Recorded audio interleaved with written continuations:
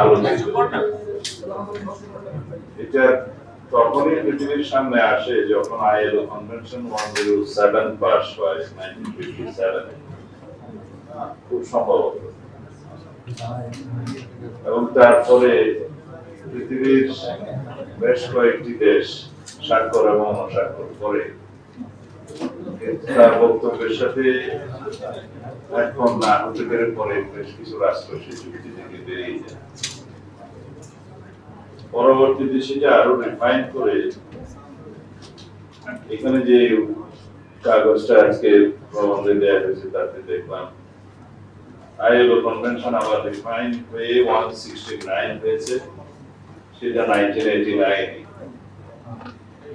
সেখানে বাংলাদেশ রাষ্ট্র হিসেবে আবার স্বাক্ষরের প্রভিশন থাকলেও করেন। প্রথম কনভেনশনে ইন্ডিপেন্ডেন্সের পরে কনস্টিটিউশন ফ্রেম হওয়ার আগে স্বাক্ষর করা হয়েছে। তারপরে আরেকটা ডিক্লারেশন হয়েছে, সেই ডিক্লারেশনও বাংলাদেশ স্বাক্ষর করে।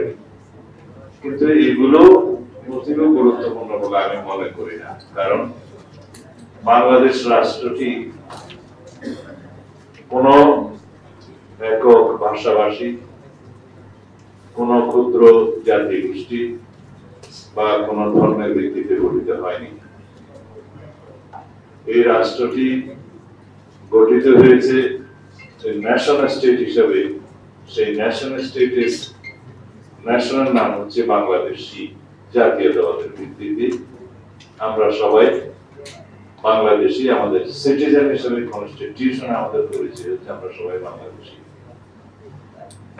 বাংলাদেশ একটি বহুভাষী, বহু সংস্কৃতি, বহু ধর্ম এবং বহু জাতি গোষ্ঠীর সমন্বয়ে গঠিত একটি দেশ।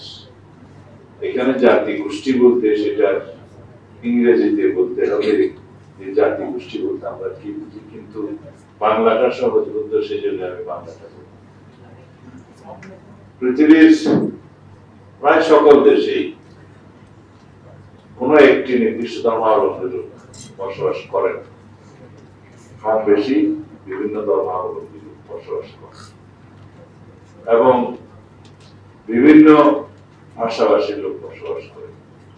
আমাদের পার্শ্ববর্তী দেশে 36টি প্রধানতম ভাষা আছে, যে ভাষাগুলো তারা অঙ্গরাজ্যে ফার্স্ট ল্যাঙ্গুয়েজ হিসেবে ব্যবহার করে। তাদের স্কুলের পাঠ্য বইয়ের ফার্স্ট ল্যাঙ্গুয়েজ হিসেবে সেটা ব্যবহৃত হয়। সেকেন্ড ল্যাঙ্গুয়েজ হিসেবে আমি সেই দেশের প্রায় সব স্টেট গুলোতে যতটুকু জানি ইংলিশটা খুব বেশি প্রচলিত।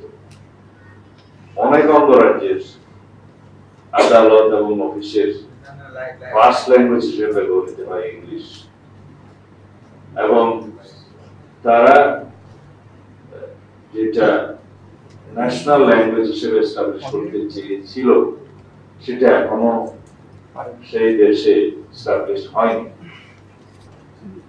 সেটা এই জন্যই আমি রেফারেন্স হিসেবে দিলাম যে ভাষা কোনো নেশনকে গঠিত করে না, কোন একক কালচার কোন নেশনকে গঠিত করে না, কোন একক ধর্ম কোন নেশনকে গঠিত করে না। সেই নেশনকে ইনক্লুসিভ করতে হয় সকল ভাষাভাষীদের, সকল ধর্মাবলম্বীদের, সকল সংস্কৃতি জনগোষ্ঠীকে, ক্ষুদ্র জাতি গোষ্ঠীকে, এবং আরো বেশি আমাদের কনস্টিটিউশনের আর্টিকেল 23 ক অনুসারে ক্ষুদ্র নৃগোষ্ঠীকে, নৃতাত্ত্বিক জাতি গোষ্ঠীকে। এটা এই জন্যই একজন বক্তা বলেছেন, আমি খেয়াল করেছি, এটা এই জন্যই 15th অ্যামেন্ডমেন্টে ধারণ করা হয়েছিল যাতে তাদেরকে